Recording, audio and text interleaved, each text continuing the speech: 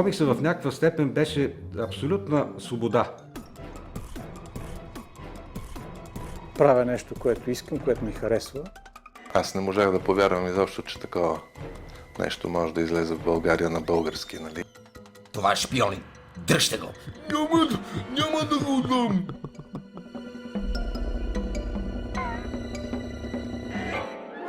Аз не практикувам бойни изкуства. В момента, в който го открих, бях поразена. И се влюбих веднага. Беше любов от пръв поглед. Нашия чар беше, ние бяхме ентусиазирани, честни, отдадени до някаква степен на това изкуство, пионери. Това е толкова просто. Ние започнахме да сричаме с дъга, с тези разкази в картинки. Беше прекрасно преживяване. Само да спомена, че премиерата на филма ще е на 28-ми в Дома на киното от 8 часа вечерта. Заповядайте всички. Добре дошли всички. Уил Айзнер, разбира се, е една от най-големите комикс фигури в историята на комикса в 20 век по няколко причини. Разбира се, колежката направи едно цялостно представяне. Само искам да кажа три неща, които като че ли са много важни за него и трябва да ги помним. Едно от тях е, че той пръв въвежда термина графична новела. След него много я употребяват неправилно, някои от тях даже отричат. Самия Алан Мур не харесва никак този термин графична новела, но така или иначе, за да се разграничи от комикса, който е с теми, които са фантастични, които са измислени, които рефлектират нещо, което е в някакъв друг измислен свят, Уил Айзнер за първ път въвежда автобиографичната, личната, често пъти повлияна от историята, която ние познаваме от медиите, но която познаваме и от собствения си живот, ги я разказва. Това е едното. Той прави графична новела, т.е. такъв разказ, който е подчинен на законите за комикса, но не е в обичайния формат, който е в стрип във вестник, в един малък албум, в американски формат. Той може да е по-дълъг, по-къс, в зависимост от историята. Той е този, който въвежда, маха панелите, част от балоните също ги унищожава в полза на това историята да бъде по-добре разказана. Второ, той въвежда и теми, които до тогава са били табу, като темата с еврейството, разбира се. Не случайно Contract with God е една графична новела, която разказва за фалшификацията на една антисемитска история, която е от край време е била в основата на антисемитските теории. И той разказва и собствения си живот в една трета графична новела. Така че това са две големи достижения, които след това Шпигелман с Маус успява да вкара графичната новела и да получи Пулицър за литература. Първият комикс е получил награда за литература е Маус на Арч Шпигелман. Така че Уил Айзнер започва една традиция, която до ден днешен се развива все повече и повече, така че графичните новели се отделят като самостойно изкуство, по-близко до литературата, по-близко до автобиографичните, така мислене, разказ и не случайно той създава и известната школа на Уил Айзнер, която Алекс Малеев също е завършил и на негово име, естествено, се основават и тези награди, които се смятат за оскарите на изкуството на комикс. Нещо още кратко да кажа днес, тъй като явно дните на Уил Айзнер искат да поощрят свободата на словото, говоренето за различия, говоренето за разказ, който и в изкуството на комикса трябва да разкаже някакви социално значими истории, да ви кажа и един епизод от днешния ден. един комунистичен новородил се вестник български не успява да стигне до читателите, което е доказателство за това, че в България свободата на словото не е само според статистиките изключително назад, но и в реалността. Ние живеем в една фалшиви, не новини, в фалшива реалност и трябва да го знаем това нещо. България е много зле в областта на свободата на словото и групата от проекта Дъга, която е основана преди няколко години, ще дам и на Румен и на теб да говорят малко за историята, за да чуете различни гледни точки, е едно общество от артисти, свободни, които се стараят да бъдат максимално независими, не мисля, че успяват, които се борят за това да бъдат независими в разказите, в посланията си, да бъдат метафорични, да не бъдат пропагандни и затова много хора ги обичат и затова има толкова дълги години публика. Добър вечер. Аз мога да кажа само, че съжалявам, че на времето не съм имал достъп до работата на Уил Аснер. Тук имахме като комикси, поне това, което аз съм се учил, за ПИВ и изданията на Маян. И можем също така да бъдем благодарни за това, което каза и лекторката, че и на него се дължи създаването на такива герои, като Бетмен, Ексмен и други от издателството DC.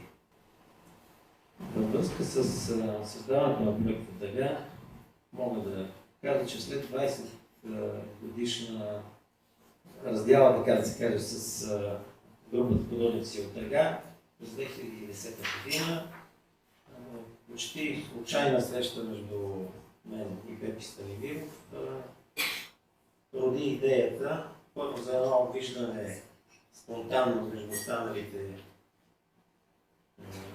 живи художници от Дъга, на която пихнаха така почти всички приятели. Тази среща даде началото на ежемесечни сбирки и като резултат от тези сбирки дойде и решението за създаване на едно сдружение, наречено проектът Дъга. Председателят е Сотир, той го спомена и всички така го приехме под сърце веднага. Мога само с радост да кажа, че като резултат на създаването на това сдружение и неговата дейност, на лице са два албума на Дъгата, на път е трети, който ще бъде малко изненада, за аудиторията предполагам. Няколко значими събития в областта на комикса. Едно безспорно е на първата национална изложба за българския комикс. Тя дойде след една успешна изложба, която направихме с първия албум на Дъгата и имахме известен опит, който ни даде криле, така да се каже, и се престрашихме да организираме това събитие. За нас беше огромна изненада, че на поканата за участие в изложбата се отзоваха повече, може би 100 български художници. Много да. И които са видяли изложбата, какво е? Да, всички, които участваха, приехме и напълнихме 2 етажа на Шипка 6, повече от 400-600 работи бяха на 600 работи. Това не е вдъх на още повече увереност и...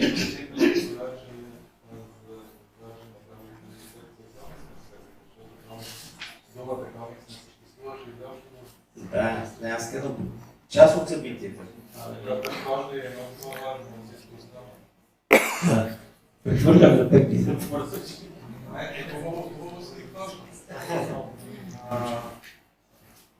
Просто това, което се случи, че Съюза на художниците успя да преглътне дълги години пренебрегването ни и изведнъж се съгласиха с нашата кандидатура и я приеха като за сформиране на секция економика на СДК. Ние имахме желание, но не очаквахме, че изобщо ще се възприеме. Вече е факт това нещо. Комиксът е девети изкуство в България. Малко да обясниш какво означава. Това е малко сложно, като само млади хора и те не разбират какво е въпрос. Да.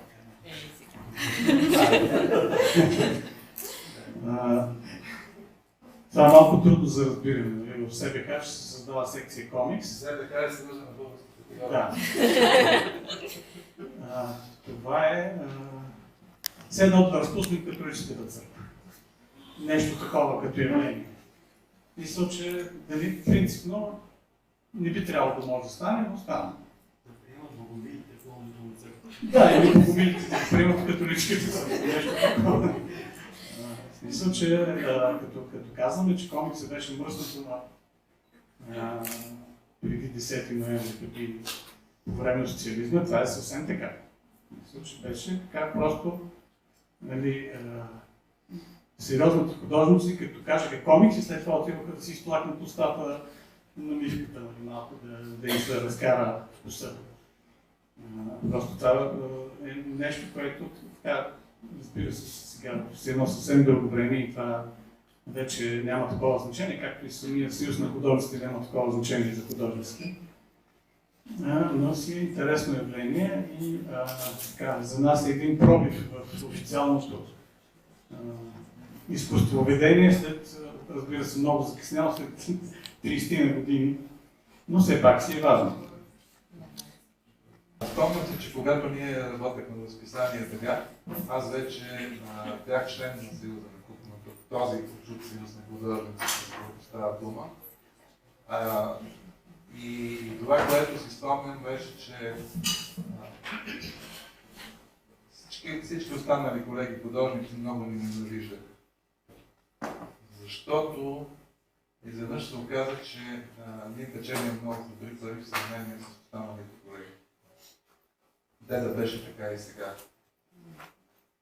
Но на нас тогава ни се плащаше, на всеки панел се плащаше като отделна илюстрация. И за тогавашното време се получаваха много приятни и различни. И това трябва да го обясним. Значи, това изобщо не е някакво толериране на художниците, комиксаджи по това време. Напротив. Просто тогава всичко се правеше по кълъп. И понеже комиксът беше извън всякакви кълъпи, нямаше подходящ кълъп, в който да го вкара. Единственото, което най-много приличаше на комикса, приличаше най-много на илюстрацията. И те казаха, добре, ще плащаме като илюстрация. Ваш проблем е, че да кажем на един художник, като прави книга, му се плащат 10 илюстрации на една книга. А ние правихме по 60-70 илюстрации на брой. Или може би и повече. И в един момент парите ставаха доста сериозни, но някой мисля, че системата не може да реагира. Те не знаят какво да правят, защото не могат да измислят нещо ново, защото това е много трудно. Това трябва ЦК да на партията да се води и така нататък, и доста трудна работа. И така си караме между другото. Да, и всички умираха от това, защото така по погрешка взимат много пари. Това изобщо не беше някакво. Не беше изобщо преда на нещата. Така че това трябва да се знае.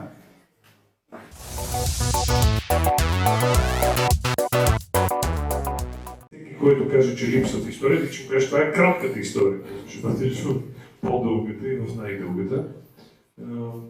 И тиражът на тази книга вече свърши, тя беше наградена, спечели Христо Геданов най-неочаквано също, както преди това изложбата.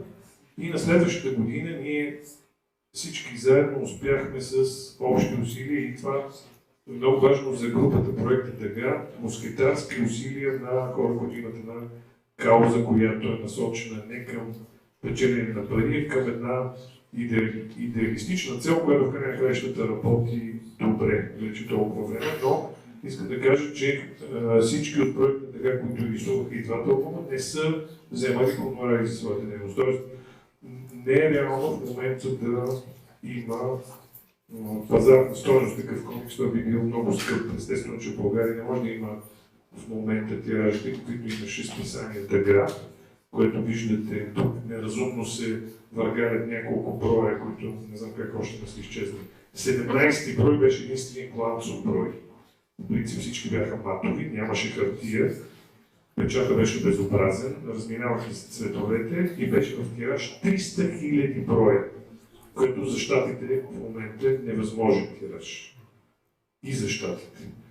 Естествено и за България е невъзможен тираж, но ние се постарахме на тази изложба София Комикс Експо да поканим автори от цял свят. Това беше много успешна изложба с кураторски проекти от съседите ни от Югославия, с много европейски художници, с много световни имена и графични новели.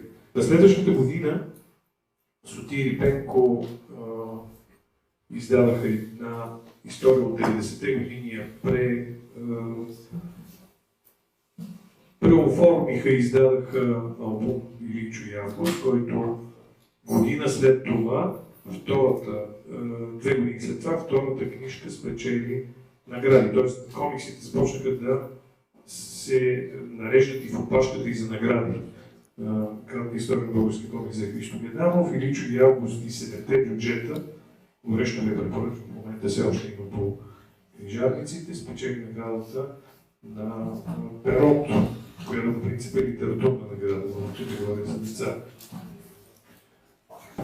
Елин Пелин е бил художник на комикси. Петър Морозов, освен че е романтичен художник, е и художник на комикси, който създава тук една поредица от политически комикси. Всички те от вестник Българан са създавали такива поредици. Александър Божинов, майстор на сецесиона, писател, музикант, академик, живописец е и автор на комикси. Той създава и тази книга за децата, книга за българското дете, в която са сецесионови комиксови елементи и комиксови персонажи е абсолютна класика. Райко Алексиев създава вестник Щурец, едновременно стихове, комиксови поредици, политически поредици, които довеждат и до това той да бъде убит по най-зверски начин в първите дни след завладяването на България от Съветската армия. В края на 1944 година той е зверски убит в затвора от хора, които са съзирали в неговите комикси обида към Сталин и от други, които не са били приети, не са били достатъчно талантливи. Райко Алексиев не ги приема във вестник Щурец, така че това да не си талантлив може да доведе до това да станеш убиец. Вестник Чуден свят през годините на войната копира сръбските образци. В Сърбия има едно много интересно явление. Белогвардейци, които са избягали от Сталиновия терор, основават в Белград една общност, в която Соловйов, Кузнецов, Джорджо Лобачев, изключителни автори, превеждани са техните комикси и във Франция, и в Белгия, и в Италия по това време създават и първи балкански супергерои Зигомар.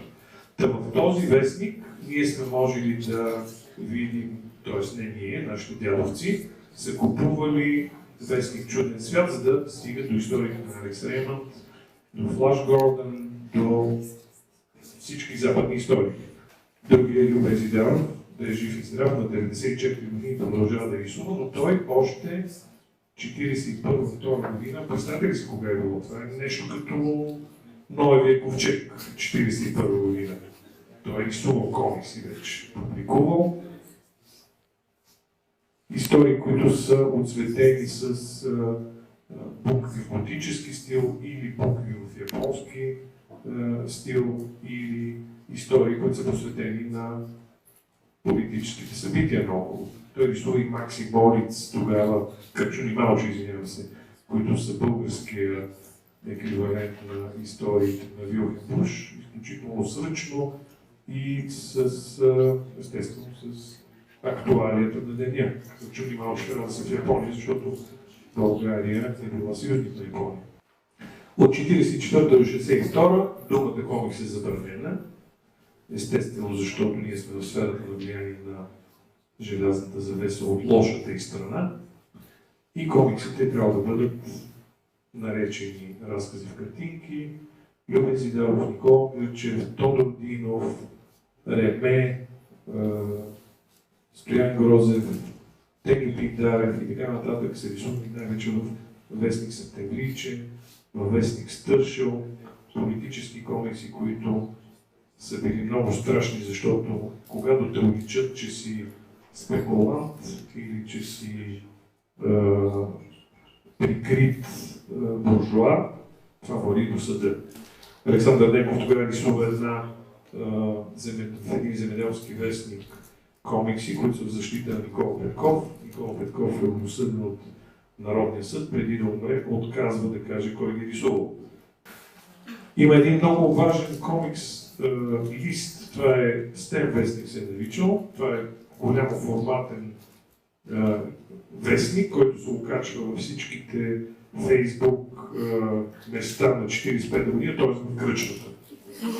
В кръчмата влизат всички, пият, преди да се напият съвсем, могат да видят и политическата ситуация. Александър Жендов обяснява в 12 картинки цялата история на България през 20 век, където последната картинка виждате, че е зачеркната короната. История на монархията, история на предателствата, история на войните и зачеркната короната. Само че Александър Жендов влиза в собствения си пролетарски капан, той се опитва да заклейми тези, които са били против комунистите, но Вълко Червенков казва, че трябва да се бори против врага с партиен билет и го унищожава първо морално, представя да му дават работа и Александър Жендов умира в мизерия и поле. Списание Космос е място, в което се появяват някакви наченки на свобода и се появяват комикси. Иван Гонголов, Владимир Коренев. Това са фантастични истории, в които обаче комунистите побеждават и в космоса. Борбите на Земята с студената война, тя е най-вече Кока-колата е алкохолно питие и ние се опиваме от него, но в космоса ние печелим войните, които са свързани с летящи обувки, с някакви кораби, които имат вълшебни свойства. Изобщо всичко е като вълшебните приказки на Владимир Прокоф. Между 62 и 78 години има няколко детски списания, Дружинка, Славейче, където комикси без балони, балоните са били доста капиталистическа така идеологически неприемлива форма на говорене. Чистия комикс се създава 79-та година и това ми се струва сигурно страшно отдавна, но ето ги Петър Станимиров, Сотир Гелев, Румен Чуншев са тук и те се рисували в дъгата. Разбирате ли, 79-та, 80-та, 81-та, това е страшно отдавна, но ето. Само да спомня, че една наша млада колежка, когато снимахме филма, взехме интервю от нея и тя каза, да, вика, тогава много художници са рисували дъга и някои от тях са още живи. Не само са живи. Очаква ви един нов албум след Над дъгата 1 и Над дъгата 2.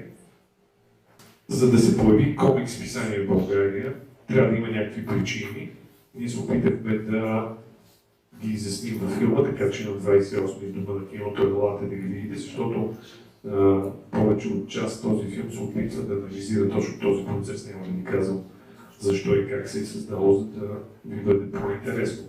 Те са успели да избягат от тези клишета какво точно да се публикува. Партизанските истории са сравнително малко обем. Една история на Димитър Стоянов Диво. Избрал съм този панел, защото в него днешния, тогавашно днес е видимо в сценария пряко се виждат събитията в Румъния. Превзема се телевизията в този фантастичен епизод и медиите са това, което може да управлява съзнанието. Това са пряк отзвук от събитията, убийството на Чаушеско, преземането на телевизията и така нататък. Няколко много силни истории има, които са свързани с децата, разбира се, с вълшебна шапка, вълшебни средства, както има вълшебни килимчета и както всички супергерои имат някакви вълшебни сили, и в Дъга имат вълшебни сили. Христо Кърджилов, Сотир Гелев първо с историята за Билбо Бегинс, после с Господаря на пръсти. Ще видите и във филма защо той е рисувал точно по този начин цветни петна и защо не е оцветявал детайлно всичко, ще научите във филма. Естествено, след Над дъгата 1, Над дъгата 2 вече е по-голям албум, в по-голям обем, в него историите са свързани вече и с голяма част от тях са в посока графична новела, така че се връщаме на темата за Уил Айзнер.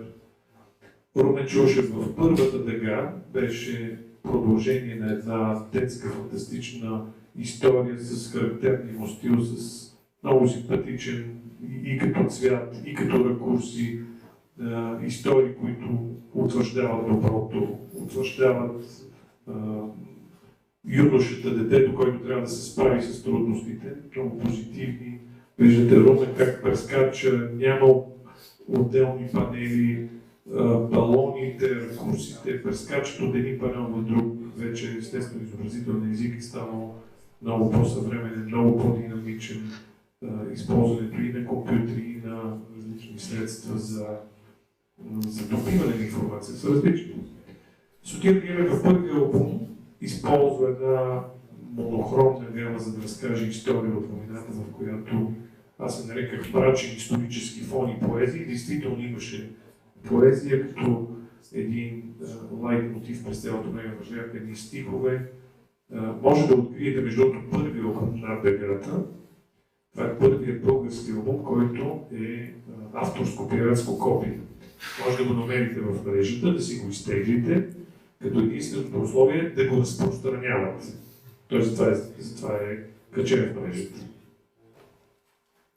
В новата си история Сотир Гелев би го нарекал антиутопична сатира и пак се връщане към Уил Айзнер и към неговите послания в този свят с фалшиви новини, с фалшива реалност.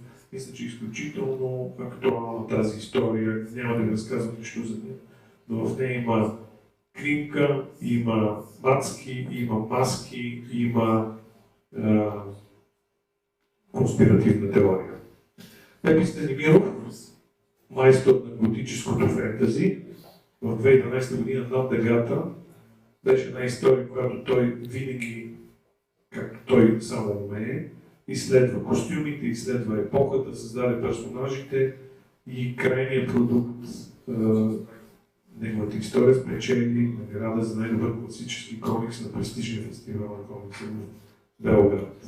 Той с голяма почет му организираха изложба. В новата му история ще видим малко 18 плюс rated малко моменти. Естествено, че комикс се играе с всички неща, които са и продукт на не само на масовата култура, но на свободата. Естествено, еротиката, естествено, ужасите, естествено, приключенията. Дъга беше стъпка към отваряне и към тази литература и към тази естетика, стилистика. Димитър Стоянов продължи в албума на дъгата едно, това, което правеше в едно време в Дъга, прочутата поредица Ело. Се идентифицираме с героите и мисля, че това беше една първа стъпка към графичната новела изобщо в България. Виждате едно селце прашно, което може да е от 30-те, 50-те, 70-те, може да е всеки ни от нас, може да са нещевовите. Изключителна история. Във втората, сега в Над дъгата 2, пак двамата създадаха едни, нареках ги Мьобиусови пространства, не защото отпращат към художника Мьобиус, защото отпращат към едно пространство, което се завърта и се завръща в себе си. В него има и левитация, има плужеци, които са като разменна монета, има естествено енергийна криза и някакви кристали, които трябва да бъдат събрани. И политическата гротеска на Сотир Гелев във втората част. Пак ви казвам, това е един съвременен Оруел.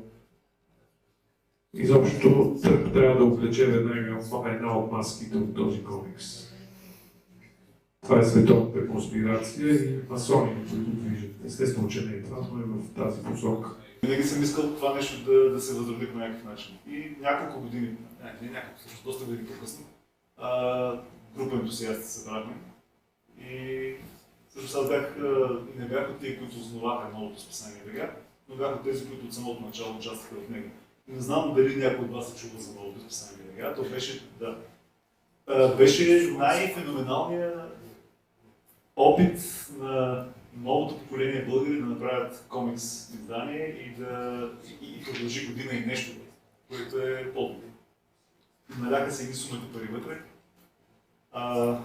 Интересно е, че го плащаха на всички. Много пари пръсна на човека, който беше да го прави. В крайна сметка в един момент се задъха и спря. И на него още му болно горки. Той каза, че едно децата си оставял, като е спрял да прави това списание. Беше направо популярно списанието, имаше интерес. Аз тогава станах сравнително известен, макар че още преди това прояви и наляво надясно. Началото ми беше на кариерата като комикс художник, вида света беше в лингвистика. Тогава и аз самия не бях много напреднал технически, да кажа. Но с новата дъга успях така да натрупам наистина популярност, успях да видя докъде е комикс сцената в България. И това, което много ми хареса, е, че имаше много различни автори, много ентусиасти имаше тогава, беше прието радушно цялото нещо. Но в един момент, когато стане въпрос за пари, хората, които би трябвало да дадат реклама, да плащат с реклама за списанието, въобще по някакъв начин да инвестират в този бизнес, те се дърпат и това, което се получава е, че общо мнение е, че комикс е нещо детско, че комикс е нещо несериозно, а въобще не е така. Комикс е отделна медия и това, че са го признали за девето изкуство, аз продължавам да твърдя, че комикс е първото изкуство и от него излиза всичко останало.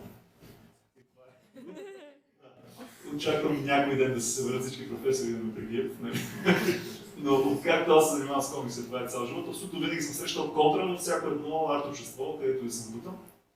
И моят експириенс с комиксите в България беше точно това, което вие сте преживели на времето. Но беше отпора още по-голям и всичко горе нямаше и пари. Това е моят плачевен опит.